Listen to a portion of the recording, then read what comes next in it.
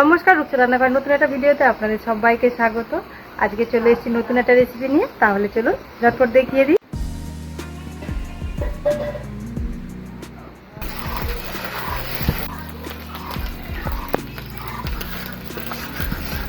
কাঁকড়াগুলো প্রথমে কেটে নিচ্ছি।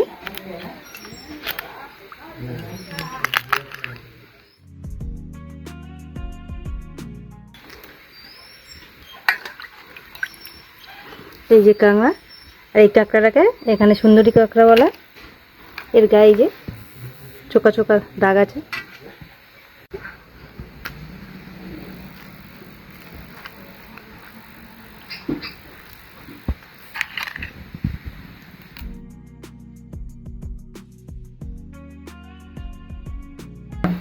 কড়াটা গরম হয়ে গেছে। প্রথমে আলুটা ভেজে নেবো, কাঁকড়াটা তারপরে ভাজবো।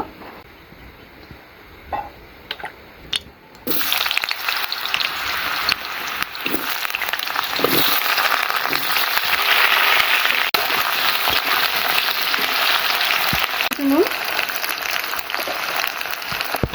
সামান্য একটু হলুদ গুঁড়ো।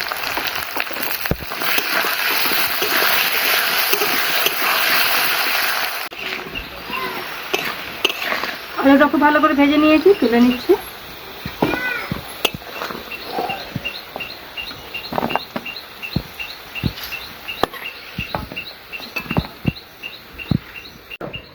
কাঁকড়ার মধ্যে দিয়ে দিচ্ছি নুন, হলুদ গুঁড়ো,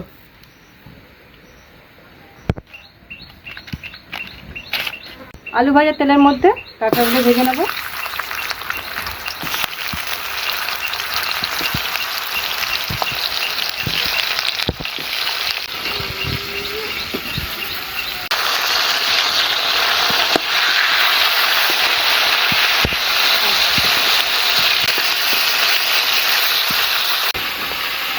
কাঁকড়াগুলোকে একটু উল্টো পাল্টা খুব ভালো করে ভেজে নেব।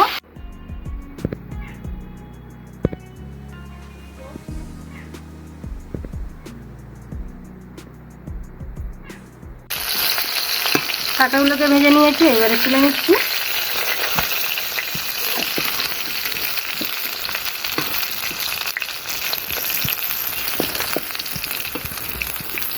কাঁকড়া ভাজা তেলের মধ্যে দিয়ে দেবো পেঁয়াজ কুচি,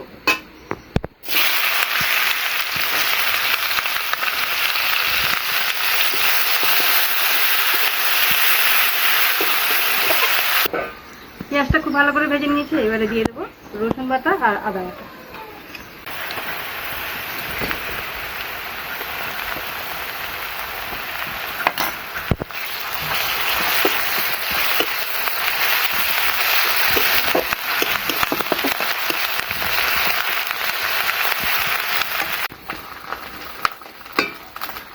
আদা রসুন পেঁয়াজ সব কিছু খুব ভালো করে ভেজে নিয়েছি। এবারে দিয়ে দেবো টমেটো কুচি।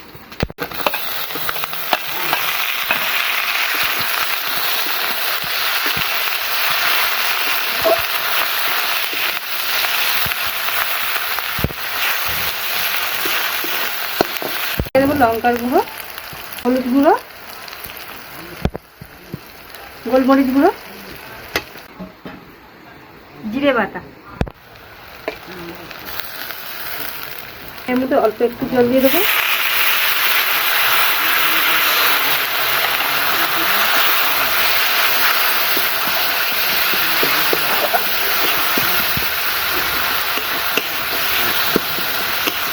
কাঁকড়া তারাগুলো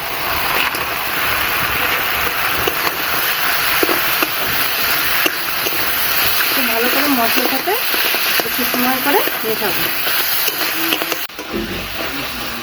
কাঁকড়া দানাগুলো খুব ভালো করে মশলার সাথে মিশিয়ে নেব।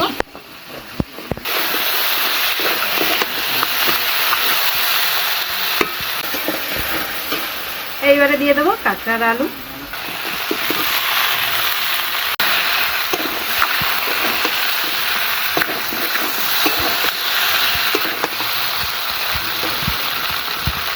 দিয়ে দেবো স্বাদ মতো নুন।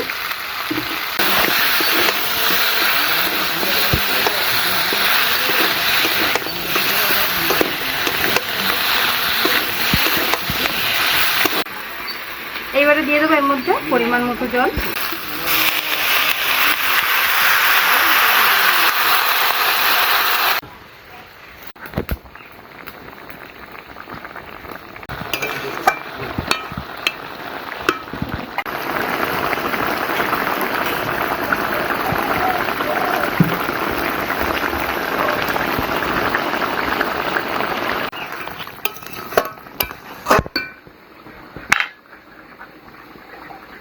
সব শেষে দিয়ে দেবো গরম মশলার গুঁড়ো, সেটা কাঁচা লঙ্কা,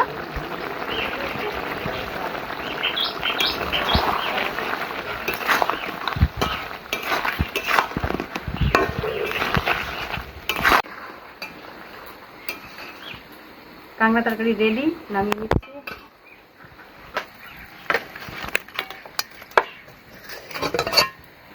কাঁকড়া দিয়ে আলুর তরকারি আমাদের রেডি হয়ে গেছে। আর এইরকম ভাবে রান্না করে খেয়ে দেখবেন, দারুণ লাগবে। আমাদের রান্নাটা পুরোপুরি ভাবে রেডি।